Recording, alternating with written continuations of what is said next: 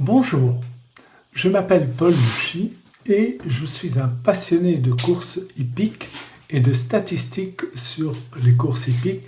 Cela fait maintenant à peu près 50 ans que je m'y passionne. J'ai d'ailleurs écrit un livre qui regroupe mes systèmes, mes méthodes dans chaque type de jeu différent. Et ce livre qui fait à peu près 180 pages vous guide efficacement sur la façon de bien analyser une course de chevaux et surtout d'être bénéficiaire. J'ai pas mal de gens, pas mal de personnes d'ailleurs, de méthodistes ou de turfistes qui ont suivi mes pronostics à l'époque et qui se sont enrichis grâce à mes trouvailles. Ce livre, vous pouvez l'acquérir en allant sur mon site dont l'adresse s'affiche ici en bas de l'écran et vous pouvez sur ce site l'acheter si vous le désirez ou l'acquérir. Voilà, j'ai décidé maintenant en fait de vous dévoiler petit à petit au fil des vidéos mes systèmes afin que tout le monde puisse en profiter gratuitement. Et je vais commencer cette vidéo par vous dévoiler un système sur les courses de trot. Un système, je crois que c'est le meilleur système pour trouver une bonne base dans les courses de trot. D'ailleurs, un petit tableau ici, également en bas de l'écran, vous signale la réussite aussi bien au tiercé, au quarté plus ou au quinté plus dans les courses à événements. Suivez cette base, vous allez voir, pour trouver cette base, ça n'est pas très compliqué.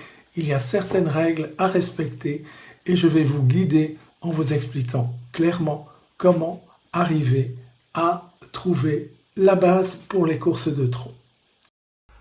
Voilà, je disparais de l'écran afin que toutes les choses soient bien claires pour vous et que vous pouvez suivre mon raisonnement en ce qui concerne la recherche d'une bonne base dans les événements de trot. Nous allons prendre comme exemple la journée du 8 février où à Vincennes s'est couru le prix de Durtal qui était la première épreuve de l'après-midi, une épreuve d'autostart qui s'est courue sur 2100 mètres.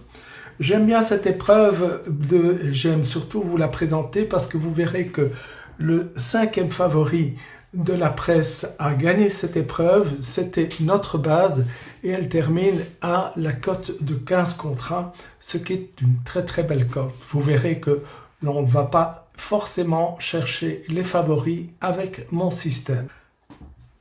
Voilà, je vous présente ici ma feuille d'analyse, cette feuille d'analyse que j'appelle Canva. Vous pouvez, si vous le désirez, l'obtenir en allant sur mon site. Sur le site, sur la page d'accueil, vous avez dans le bas, vous voyez contact, le signet contact. Vous tapez sur le signet contact, vous cliquez plutôt sur le signe contact et ensuite vous avez une fiche. Vous pouvez la demander, m'envoyer un mail et je vous envoie gratuitement cette fiche d'analyse. C'est sur cette fiche-là que nous allons travailler, que nous allons mettre les différents éléments qui nous intéressent pour arriver à trouver la base parmi les courses de trot. Voilà, ouvrons le journal de Paris Turf et ce que nous allons faire, c'est reprendre les 6 premiers favoris des médias que vous trouvez bien évidemment dans le journal. Et dans ce cas-ci, c'est le 3, le 2, le 5, le 11, le 14 et le 6. Retrouvons notre canevas pré-rempli cette fois avec sur la ligne ou la première ligne d'ailleurs où il est noté médias, nous avons retranscrit les 6 premiers favoris de la presse. Sur la 3e ligne, vous avez une appellation VPC qui est en fait l'abréviation pour victoire, place et course. Et sur la 4e ligne, VAL qui simplement signifie valeur allocative. Dans le journal Paris Turf, pour la course à l'événement, chaque cheval a un résultat de ses dernières courses qui est affiché dans ce qu'on appelle les fiches quintées. Ainsi, par exemple, nous avons ici le numéro 3 qui à l'atelier a couru 48 fois, a terminé 10 fois premier et a terminé 10 fois soit à la deuxième, soit à la troisième place. Ce que nous allons faire, c'est additionner le nombre de victoires et le nombre de fois où le cheval a terminé deuxième ou troisième, que nous allons diviser par le nombre de courses courues, c'est-à-dire 48. 10 plus 10, 20, divisé par 48 nous donne un résultat de 41,6 et que nous ajustons à la valeur de 42 que nous allons écrire sur notre canevas à la troisième ligne. La même chose, nous allons refaire pour le numéro 2 qui a gagné 9 fois et qui a terminé 9 fois à la deuxième et troisième place, c'est-à-dire 18 fois sur 41, et 18 fois divisé par 41 nous amène à un résultat de 41,9, soit ajusté à 44. On le fait pareil pour tous les chevaux, c'est-à-dire pour le 5, le 11, le 14 et le 6. Je vous laisse faire cette simple règle du 3 afin de ne pas perdre trop de temps dans mes explications. Reprenons les fiches tiercé et quinté plus en détail en voyant la valeur et en analysant la valeur allocative pour chaque cheval, en fait pour les 6 premiers favoris de la presse. Commençons par le numéro 3 et nous allons voir tout simplement la meilleure valeur allocation dans laquelle le cheval a couru au cours de la dernière année. Et nous allons reprendre le montant de cette valeur pour l'ajouter dans le canevas. Ainsi, le numéro 3, la meilleure valeur allocative que j'ai trouvée, c'est 59 000 €. Et nous allons ajouter, nous divisons par 1000 bien entendu, 59 en quatrième ligne du canevas. Pour le numéro 2, nous avons une valeur allocative qui a été de 60 000 €, donc 60 sera inscrit sur le canevas. Pour le numéro 5, c'est 56 000, pour le 11, 68 000, pour le 14, 72 000 et pour le 6, 63 000. Statistiquement parlant, parmi les 6 premiers chevaux de la presse, il y a une réussite de 95% de trouver un cheval parmi ces 6 chevaux. Notre travail consistera tout d'abord à reprendre 3 chevaux de ces 6 pour les analyser ensuite. Ces 3 chevaux représenteront une réussite de 90% de l'un ou l'autre se retrouvant dans le quinté plus. Dans le petit tableau suivant, vous voyez noter une fois VPC plus 2 fois Val-Trot. Ce qui veut dire que nous allons reprendre un cheval de la cotation VPC, en l'occurrence ici ce sera le numéro 14, parce que c'est celui qui obtient les points les plus élevés, et ensuite nous allons ajouter 2 chevaux qui font partie de la valeur allocative, en l'occurrence ici le numéro 11 et le numéro 6. Dans le cas où 2 chevaux en valeur allocative sont à égalité, vous choisissez celui qui a la meilleure valeur VPC. Un peu plus bas sur le canevas, il y a un autre tableau, section des courses de trot, et nous allons transcrire à la place des numéros les chevaux que nous avons retenus dans le tableau précédent. Tout d'abord, nous allons, dans la première colonne VPC, indiquer les 2 chevaux qui ont la meilleure valeur dans cette colonne, c'est-à-dire le 14 avec 49 points et le 6 avec 37 points. Le 11 n'a que 32 points et ne sera pas inscrit. Nous donnons 2 éléments favorables sur les 3 chevaux pour chaque colonne où les chevaux sont les mieux classés. Les deux colonnes suivantes, l'une s'appelle FA et en fait correspond à la rubrique classement par les points de Paris Turf. Ils ont changé de nom, donc j'ai gardé l'ancienne version. Et la deuxième colonne à côté s'appelle chrono vérité, en fait que j'ai appelé record. Au classement total du tableau classement par les points, le numéro 14 obtient 97 points, le numéro 11 116 points et le numéro 6 92. Les deux chevaux les mieux classés dans cette rubrique sont le 14 et le 11 qui reçoivent chacun un élément favorable. Pour le chrono vérité, vous reprenez le record extérieur sur un parcours similaire qui est en fait la partie grisée en face de chaque cheval.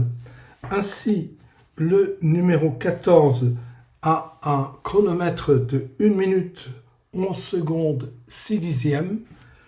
Le numéro 11 n'a pas de chrono pour ce type de course et le numéro 6 obtient le 1 minute 12 secondes 3 dixièmes dans cette colonne. En fait, nous avons deux chevaux qui obtiennent un élément favorable. Il s'agit du numéro 14 et du numéro 6. Voilà, il nous reste à ce stade de l'analyse deux colonnes à remplir. Tout d'abord la colonne avec les drivers. Et pour ce faire, nous allons dans les statistiques et écarts de trot dans le journal Paris Turf pour regarder et voir au niveau des drivers leur réussite. Vous voyez que le numéro 14 est drivé par David Thomas et qu'il a une réussite de 51%. Le numéro 11 par Mathieu Abrivard avec une réussite de 48%. Et le numéro 6 est drivé par Yann Le Bourgeois qui a 45% de réussite. Les deux chevaux qui ont la plus belle réussite, c'est le numéro 11 et le numéro 14 qui reçoivent chacun un élément favorable.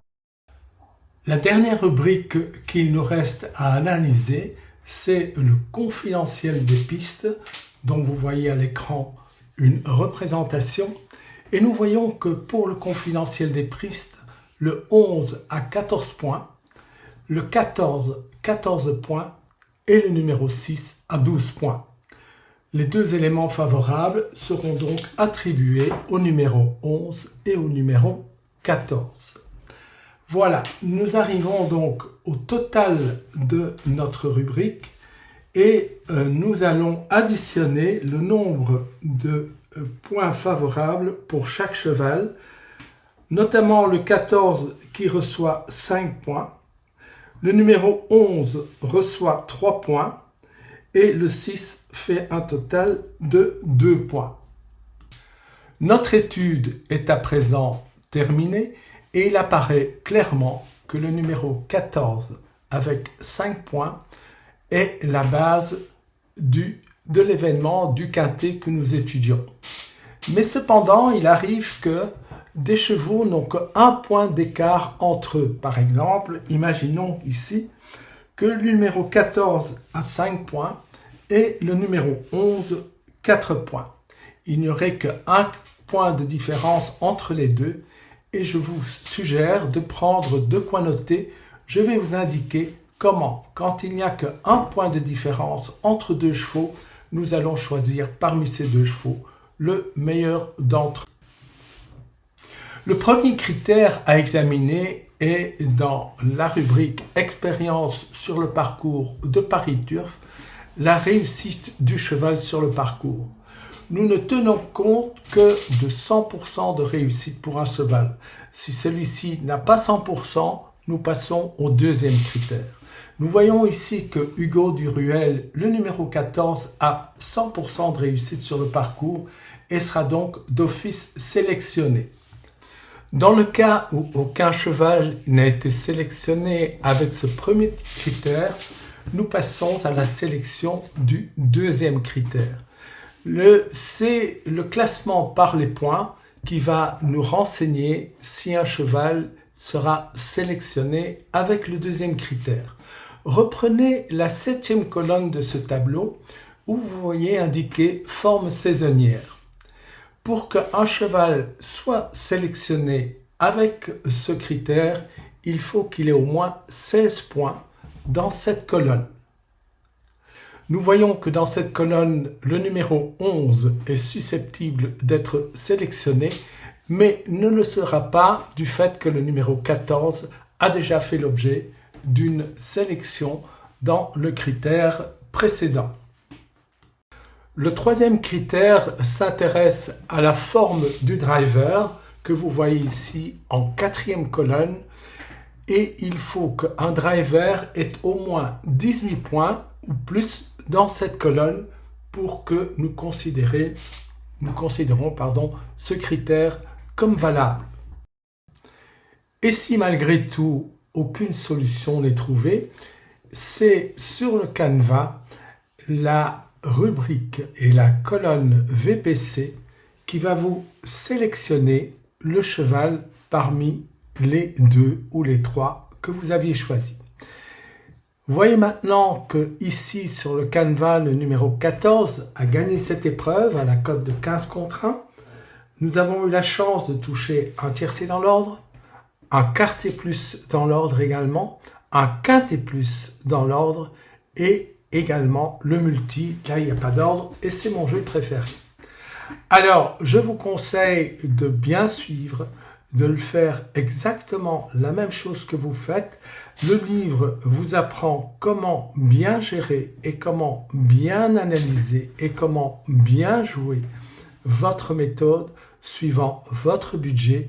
N'ayez pas les yeux plus gros que le ventre, ça ne sert à rien. Allez-y progressivement et vous verrez que la fortune vous appartiendra.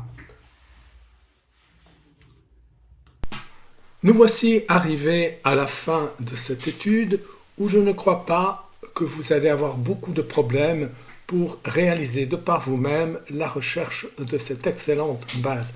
Sachez cependant que notre base, en fait la base expliquée, a à peu près 38-39% de réussite en tant que jeu gagnant, alors que la presse oscille aux alentours des 30%. Donc c'est quelque chose de sûr que vous pouvez suivre. Vous avez vu également le canevas. Le canevas a été complètement rempli et fait suite à l'analyse qui a été faite et qui a été donnée de par le livre pour arriver à trouver évidemment non plus une base, mais en partant d'une base pour arriver à toucher le tiercé, le quarté plus, le quinté plus et éventuellement le multi 4. C'est mon jeu préféré, c'est le multi 4. Alors, pour ce faire, si vous voulez, vous pouvez acheter mon livre en allant sur mon site, le site dont l'adresse revient en bas de l'écran, et le livre vous apportera toutes les indications nécessaires, que ce soit pour jouer au jeu simple dans les autres courses, que ce soit pour jouer au couplet, que ce soit pour jouer au tiercé, au quarté plus, au quinté plus, au multi, et alors 2-3 petites choses qui viennent s'ajouter dans mon livre pour vous performer quand vous jouez mes méthodes. Voilà, je vous souhaite de passer une excellente journée et je vous retrouve bientôt. Une deuxième vidéo va bientôt sortir. Cette vidéo ne s'intéressera qu'à à 20% des événements courus, mais tenez-vous bien, avec une réussite en ce qui concerne le quintet proche des 100%.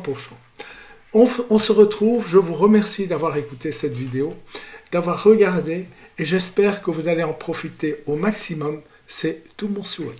Au revoir. J'ai été heureux de vous révéler certaines de mes trouvailles. J'espère que vous en profiterez au mieux parce que ce sont de bonnes trouvailles, ce sont des trouvailles sûres qui vous amèneront à réussir dans les courses de chevaux. Aussi, je vous remercie d'avoir regardé cette vidéo. J'en ferai d'autres prochainement. Je vous tiendrai au courant et je vous souhaite également une belle réussite dans les courses hippiques. Au revoir.